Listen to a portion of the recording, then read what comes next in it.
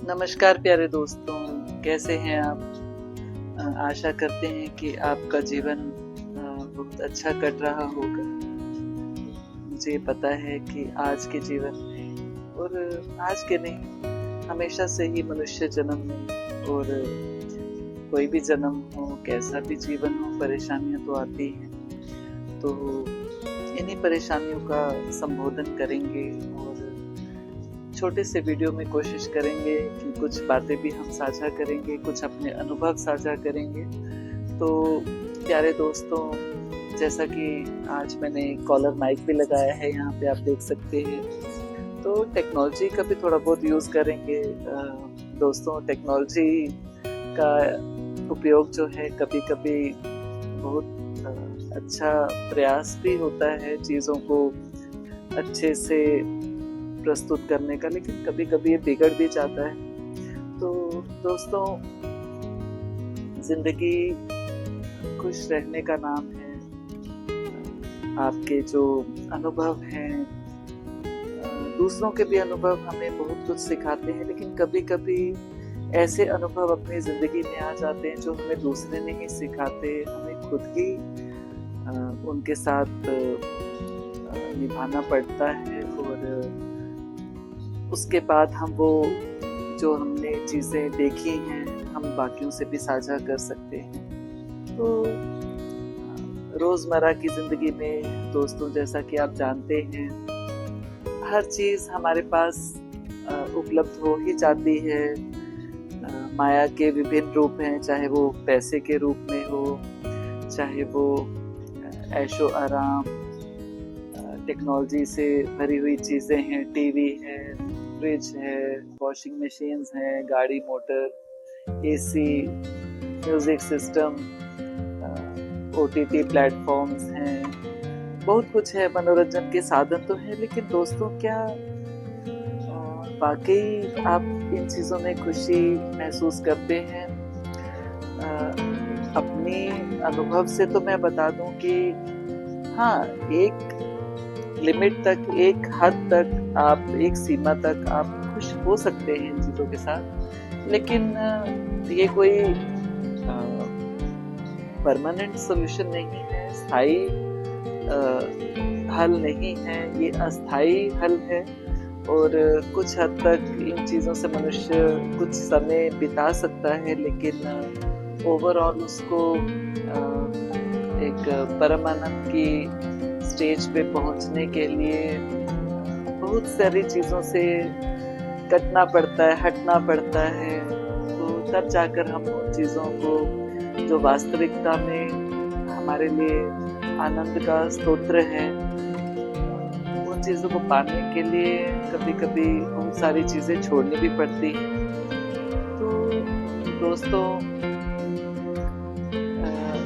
नहीं बोलेंगे कि आप त्याग कर, घर परिवार त्याग कर आगे आए, या अपनी आजीविका को त्याग दें, रिश्तेदारों को त्याग दें, घर गृहस्थी त्याग दें। तो ऐसा नहीं बोलेंगे। अपना त्याग करना ही है तो आपको पता है, जो मनुष्य के विकास के जो शत्रु हैं, सबसे ज़्यादा काम, क्रोध, लोभ, मोह, बैर, ईर्ष्या, द्वेष, मद्य।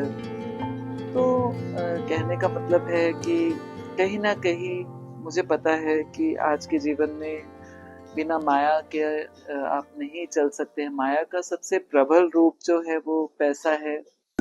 तो पैसा हर चीज़ के लिए एक आधार है।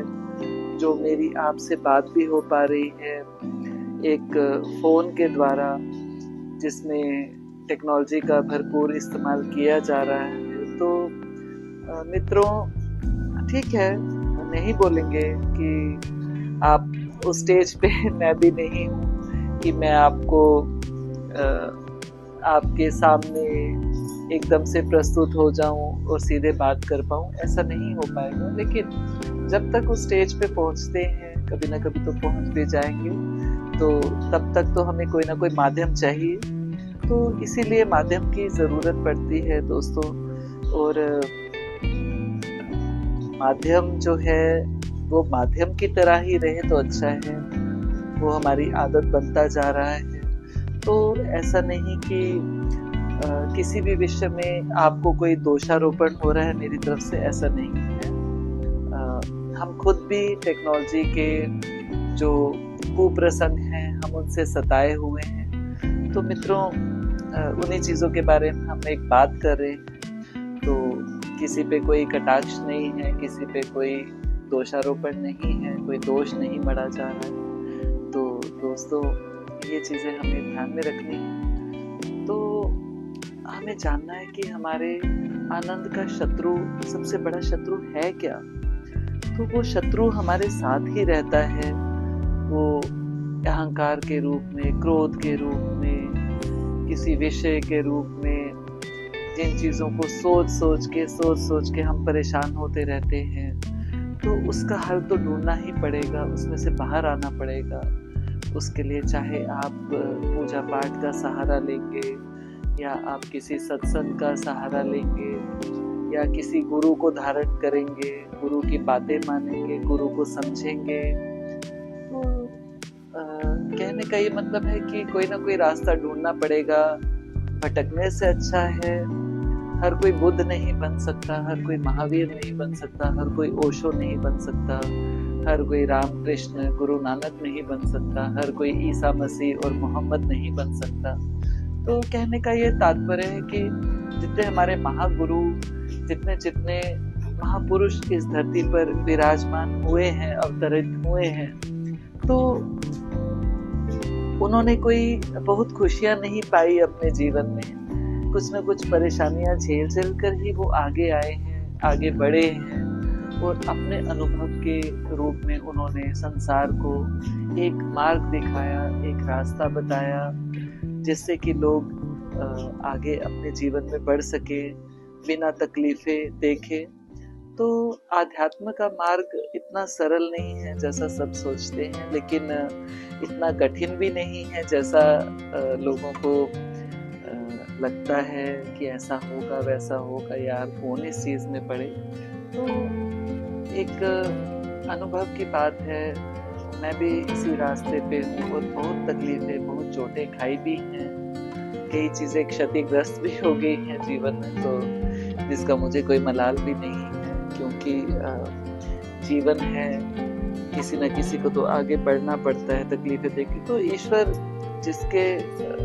जिसके लिए ये कार्य चुनता है, उसी को आगे आना भी पड़ता है और वो उसको लाता भी है।